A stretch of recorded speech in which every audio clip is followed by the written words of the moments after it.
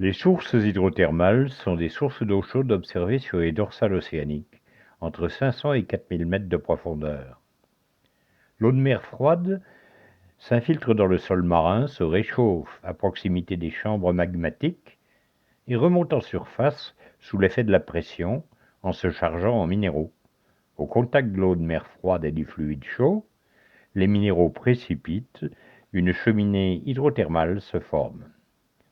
Il s'agit d'un milieu extrême, le fluide est à 400 degrés, riche en soufre et il y a peu d'oxygène.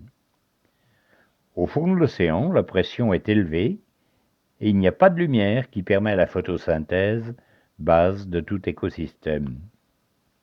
Contre toute attente, les sources hydrothermales découvertes il y a peu présentent une vie unique et luxuriante avec crustacés, bivalves, poissons et des vers jusqu'ici inconnus en quantité incroyable.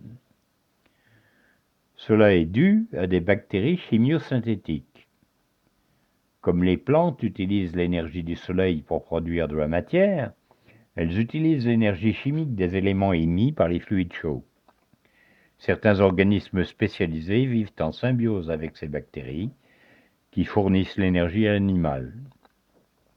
Certaines bactéries sont aussi capables de produire des molécules innovantes comme des biopolymères ou des plastiques biodégradables à des températures supérieures à 80 degrés.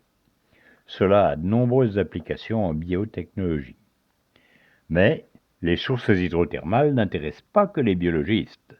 Elles sont riches en cuivre, zinc, fer, métaux précieux, et donc font l'objet de projets d'extraction de minerais à grande profondeur, dites deep sea mining. Les premiers essais de forage ont eu lieu en 2007. On envoie à 1500 mètres des bulldozers télécommandés qui transmettent la topographie du site, puis démarrent l'extraction en brisant la couche supérieure du plancher océanique. Les roches sont remontées jusqu'au bateau, traitées et acheminées jusqu'aux côtes. Ces machines peuvent potentiellement détruire des cheminées ou en ouvrir de nouvelles, polluer les eaux, provoquer des dégagements de gaz toxiques ou même des glissements de terrain océaniques. Les scientifiques craignent de graves impacts sur la fragile biodiversité des fonds océaniques, avec souvent des espèces à croissance très lente, à maturité sexuelle tardive et encore inconnues de la science. Pourtant, sur les 60 000 km de dorsale, seulement quelques centaines ont été explorés. Le fonctionnement des sources hydrothermales est encore mal compris et la distribution des organismes commence seulement à être étudiée. Seulement 3% des océans et 1% des eaux internationales sont protégés. Ceci fait de l'océan l'une des zones les plus vulnérables sur Terre.